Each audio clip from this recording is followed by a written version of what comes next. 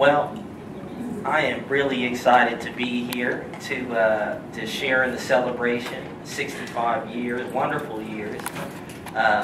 With my, well, I haven't been here with my mother, but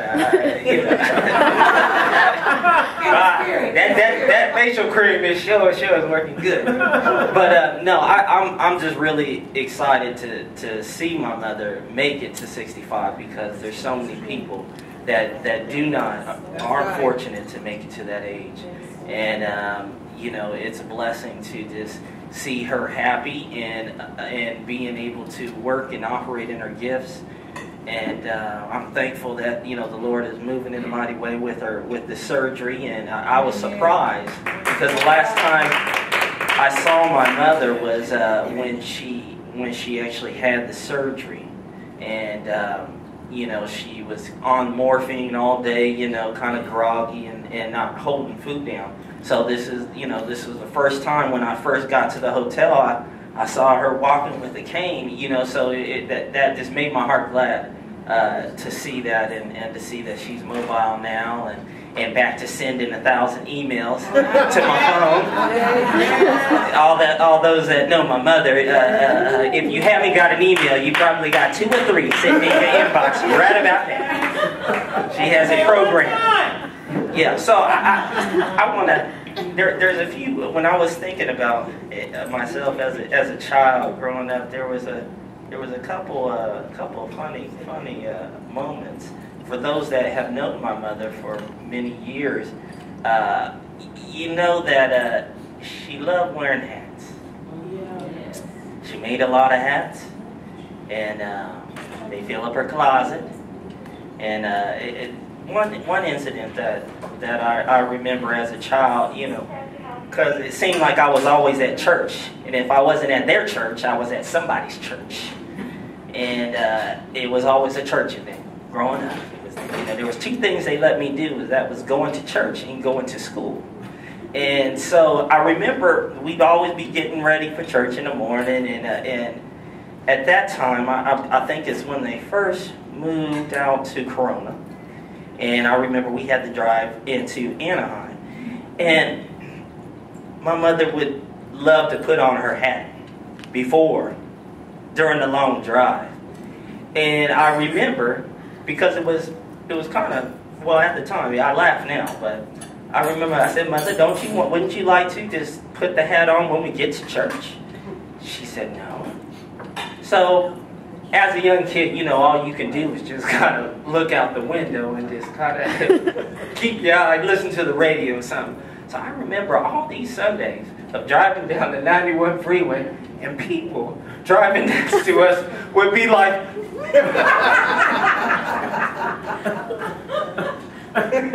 she would have the biggest hats, not the smallest, the biggest ones that you can find, that you can make. They would hit the roof of the car. And I said, "Mother, wouldn't you like to just take it off? We're sitting in the back seat, ain't nobody sitting there." No. I said, "Mother, people they're looking at us." I used to be so embarrassed as a kid, hitting that 91 freeway. And then, you know, after time, people say, "Oh, they say, where's the hat lady?"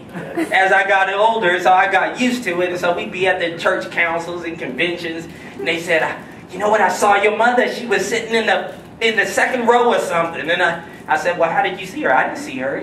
I saw the hat." So they just knew when they was at them conventions, they just knew they was excited to see what kind of hat she was going to wear, because she was always extravagant, you know, and she looked like she was going to weddings sometimes, funerals, you know, had the stuff over her face.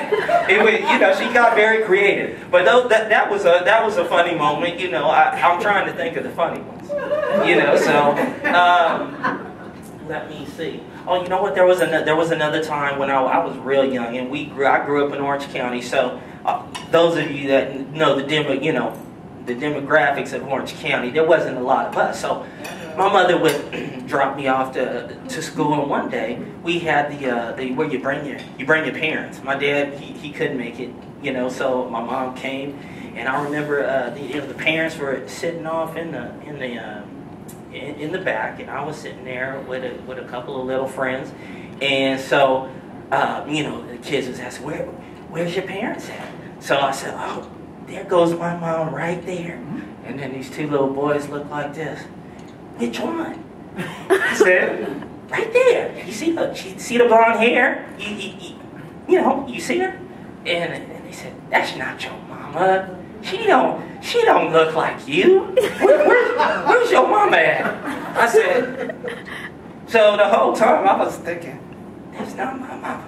So I confronted my mother after the thing. I said, Mother, these two little boys told me that you were my mom, that I didn't look like you. And she said, son, you are my child. She said, I got the marks to prove it. And then she went on to say, you're the love child and stuff like that. So that was another funny. That was really hilarious. You know, growing up when I had to reflect on some funny moments.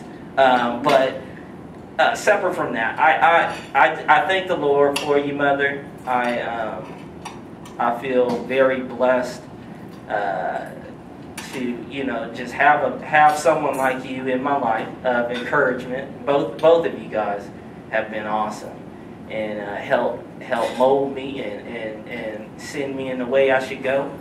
And when I look around and I see other people's parents.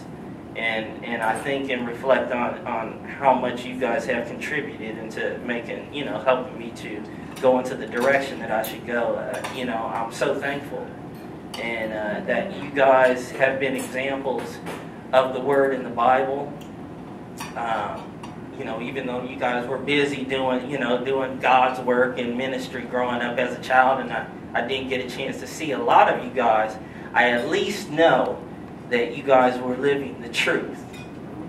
When I got to understand what the truth was, and seeing, what living by example and living by the words in the Bible, and not, living a lie. So I thank the Lord for seeing you guys both live those words and not be hypocrites of the word. So I'm thankful to you guys, and I wish you Mother tons of exciting more years, and I'm like I said, I'm just thankful to have you still here and to be celebrating your life, and I look forward to everything else that God has for you in the years to come. So.